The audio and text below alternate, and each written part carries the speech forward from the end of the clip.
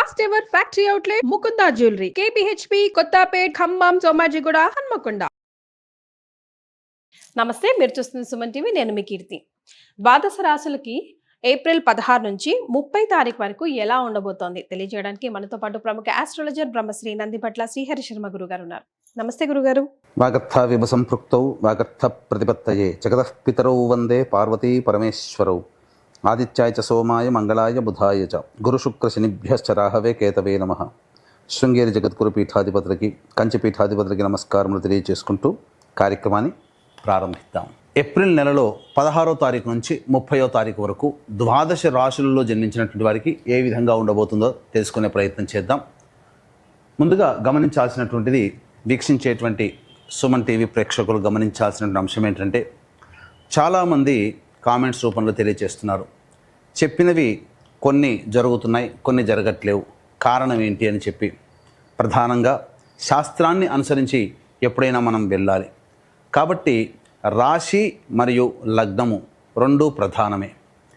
కాబట్టి ఇక్కడ ఈ యొక్క సందేహాలకన్నిటికీ కూడాను నివృత్తి చేస్తూ ఇప్పుడు క్లియర్ కట్గా ఇంకా లోతైనటువంటి విషయ పరిజ్ఞానాన్ని ప్రేక్షకులకు అందించాలనేటువంటి సదుద్దేశంతో మనం ముందుకు వెళదాం. ముఖ్యంగా అందరికీ కూడా గుర్తుపెట్టుకోండి, జన్మ లగ్నం అని ఉంటుంది, జన్మ నక్షత్రాన్ని బట్టి రాశి ఉంటుంది. కొంతమందికి date of birth, time, place తెలియవు. కాబట్టి పేరులో మొదటి అక్షరం ఏది ఉంటుందో దానిని బేస్ చేసుకొని ఆ రాశిని మనం చూసుకోవాలి. అయితే నామనక్షత్రంలో కూడా చాలామంది పొరపాటు పడుతున్నారు. కాబట్టి ఇక్కడ వాటికి సంబంధించినటువంటిది, ఉదాహరణకి శ్రీనివాస్ అనే పేరుందనుకోండి, ఏం చూస్తున్నారు? కుంభరాశి చూస్తున్నారు, కాదు, తులారాశి చూసుకోవాలి. ఇలా కాబట్టి ఎవరైనా కానీ జన్మించిన లగ్నాన్ని ఆధారంగా చేసుకొని మొట్టమొదటిగా మనం చూసుకోవాలి. జన్మ లగ్నం తెలియని వాళ్ళు కనీసం రాశి నుంచి చూసుకోవాలి. ఈ జన్మలగ్నము రాశి రెండూ తెలియనటువంటి వాళ్ళు నామ నక్షత్రం మీదుగా చూసుకోవాలనేటువంటిది విషయాన్ని ప్రేక్షకులకు తెలియజేస్తున్నాను. కాబట్టి ఈ పట్టు నుంచి మనము లగ్నాన్ని బేస్ చేసుకొని మరియు రాశిని బేస్ చేసుకునే విధంగా తెలియజేసుకునే ప్రయత్నం చేద్దాం. ముఖ్యంగా కొంతమందికి, ఉదాహరణకి ఇప్పుడు మనం మేష నుంచి మొదలు పెడుతున్నాం కాబట్టి మేషలగ్నము, ఈ మేషలగ్నము ఒక వ్యక్తికి ఉంటుందనుకుందాం. అదే మేషలగ్నంలో జన్మించినటువంటి వ్యక్తికి కన్యా రాశి, మరి ఏ రాశి ఫలాలు చూసుకోవాలి అనేటువంటి సందేహం కూడా కలుగుతుంది. కాబట్టి ఇక్కడ నివృత్తి చూస్తూ మొట్టమొదటిగా లగ్నమే ప్రధానం కాబట్టి ఎవరు ఏ లగ్నంలో జన్మించారో ఆ లగ్నాన్ని బేస్ చేసుకునే పరిహారాలు చూసుకుంటే మీకు ఖచ్చితంగా అన్నీ సరిపోతాయి. అది గుర్తుపెట్టుకోండి.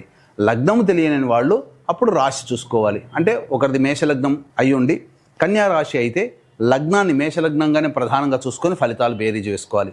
లేదు కన్యా రాశి అనుకున్నప్పుడు లగ్నం తెలియనప్పుడు కన్యా రాశి నుంచి చూసుకుంటే 40% వరకు మ్యాచ్ అవుతాయి.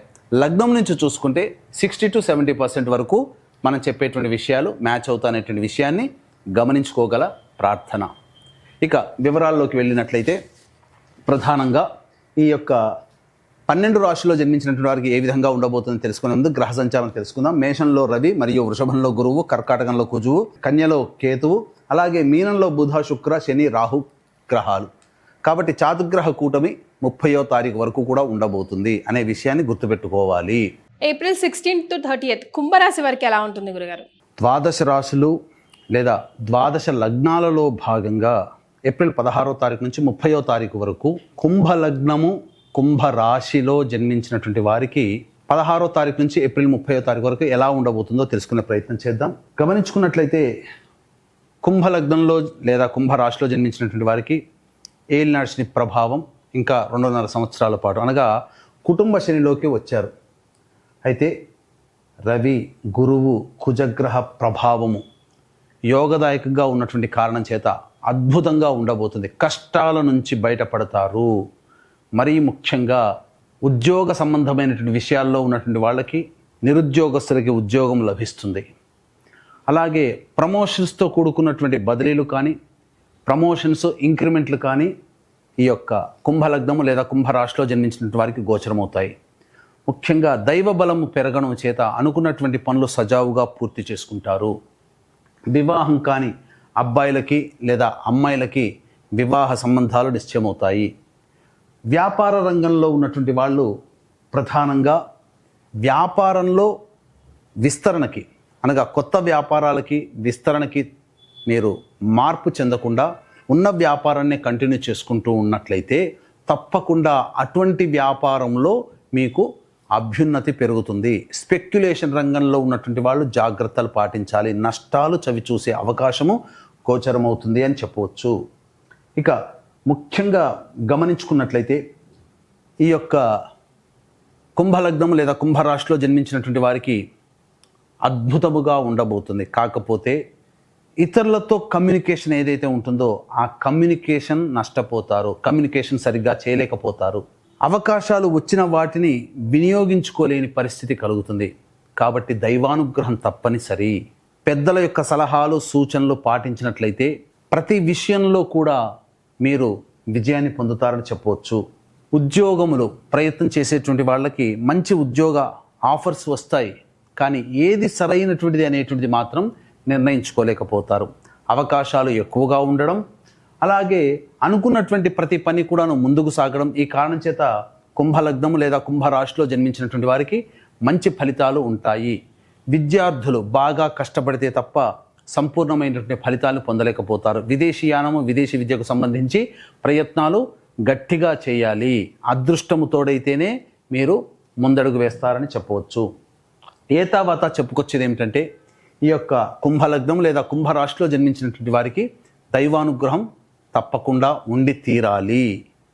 ఇట్టి దైవానుగ్రహం ఈ విశ్వావసు నామ సంవత్సరం సంపూర్ణంగా అందరికీ అందించాలనేటువంటి ఒక సదుద్దేశంతో ఈ విశ్వావసు నామ సంవత్సరంలో మీ యొక్క సంకల్పం నెరవేరాలి.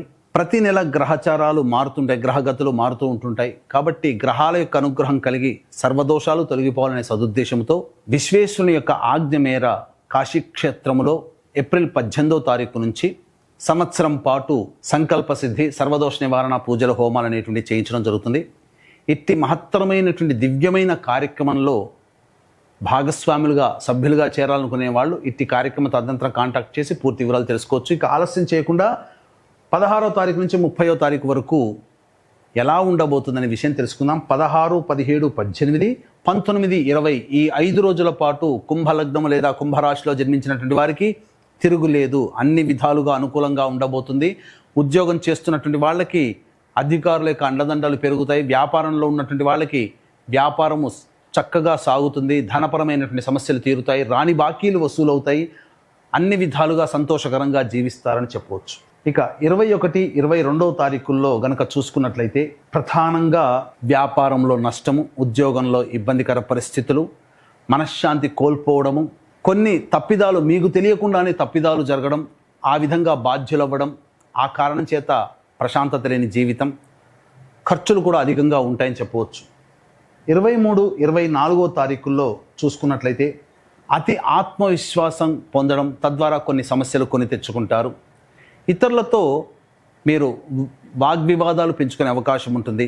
పెండింగ్లో ఉన్నటువంటి పనులు పూర్తి చేసుకుంటారు. విందులు వినోదాలు కుటుంబ సభ్యులతో మిత్రులతో ఆనందంగా గడుపుతారని చెప్పవచ్చు. 25, 26వ తారీఖుల్లో కనుక చూసుకున్నట్లయితే కుటుంబ సభ్యులతో వాగ్వివాదాలు పెరుగుతాయి. అలాగే ధనపరమైనటువంటి ఖర్చులు కూడా పెరుగుతాయి. ప్రశాంతత లేని జీవితాన్ని పొందుతారని చెప్పవచ్చు.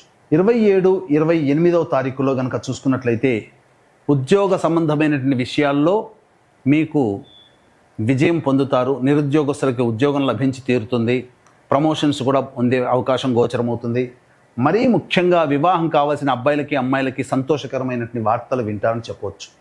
29, 30వ తారీఖులో కనుక చూసుకున్నట్లయితే వాహనాన్ని నడిపేటప్పుడు జాగ్రత్తలు పాటించాలి. గృహ మరమ్మతులు, వాహన మరమ్మతులకి అధికంగా ఖర్చులు అవుతాయి.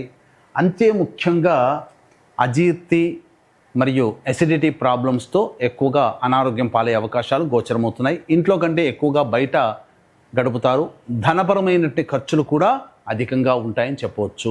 తర్వాత చెప్పొచ్చేది ఏమిటంటే 21, 22 మరియు 29, 30వ తారీఖులో జాగ్రత్తలు పాటించాలి. మరి కుంభరాశిలో జన్మించిన మహిళలకు ఎలా ఉంటుంది? ఈ యొక్క కుంభరాశి మరియు కుంభలగ్నంలో జన్మించినటువంటి మహిళలకి బాధ్యతలు పెరుగుతాయి. బాధ్యతలతో పాటుగా మీ యొక్క శ్రమ, ఒత్తిడి కూడా పెరుగుతుంది. కాబట్టి తీరిక లేని సమయాన్ని గడుపుతారు. కాబట్టి మీకంటూ కొంత తీరికను పెట్టుకునే ప్రయత్నం చేయండి. మీకంటూ కొంత సమయాన్ని మీకోసం మీరు కేటాయించుకోండి. ఇతరుల గురించి ఆలోచించకుండా మానసిక శ్రమ, శారీరక ఒత్తిడి పెరగడం వల్ల అనారోగ్య సమస్యలు పెరుగుతాయని చెప్పవచ్చు. ముఖ్యంగా గృహిణులు ఎక్కువగా శ్రమ కోరుస్తారు. ముఖ్యంగా 23, 24 తేదీల్లో జాగ్రత్తలు పాటించండి. 21, 22 తారీఖుల్లో కింద పడి అనారోగ్యం చేసే అవకాశాలు గోచరమవుతున్నాయని చెప్పవచ్చు. ముఖ్యంగా 21, 22, 23, 24 తారీఖుల్లో గర్భవతులు జాగ్రత్తలు పాటించండి. మరి వీరు ఎలాంటి పరిహారాలు పాటించాలి గురుగారు? ఇక 16వ తారీఖు నుంచి 30వ తారీఖు వరకు సమస్యలు ఉన్నప్పుడు ఆ సమస్యల నుంచి బయటపడడం కోసం ప్రతిరోజు కూడా సూర్యుడికి నమస్కారం, సూర్యాష్టకం 6 సార్లు పారాయణం చేయడం, అలాగే కాలభైరవాష్టక పారాయణం 3 సార్లు ప్రతిరోజు పారాయణం చేయడం ద్వారా చాలా మటుకు సమస్యలు తీరుతాయి. అయితే ఈ విశ్వావసు నామ సంవత్సరం 12 నెలల పాటు మీ యొక్క జాతకరీత్యా ఉన్నటువంటి దోషాలు తొలగిపోవాలి. ఈ విశ్వావసు నామ సంవత్సరంలో మీ యొక్క సంకల్పం నెరవేరాలనే సదుద్దేశంతో కాశీ విశ్వేశ్వరుని యొక్క ఆజ్ఞ మేర కాశీ క్షేత్రంలో ఏప్రిల్ 18వ తారీఖు రోజున సంకల్ప సిద్ధి, సర్వదోష నివారణ పూజలు, హోమాలు ప్రారంభమవుతాయి. ప్రతి నెల ఒక్కొక్క క్షేత్రంలో ఈ కార్యక్రమాలు జరుగుతాయి. అవకాశం ఉన్న వాళ్ళు సంవత్సరం పాటు ఇటువంటి కార్యక్రమంలో సభ్యత్వం ఎలా తీసుకోవాలనే విషయాల గురించి కార్యక్రమ తదనంతరం కాంటాక్ట్ చేసి తెలుసుకోవచ్చు. చాలా సంతోషం అండి, ధన్యవాదాలు. సర్వం శ్రీ ఉమామహేశ్వర పరబ్రహ్మార్పణమస్తు.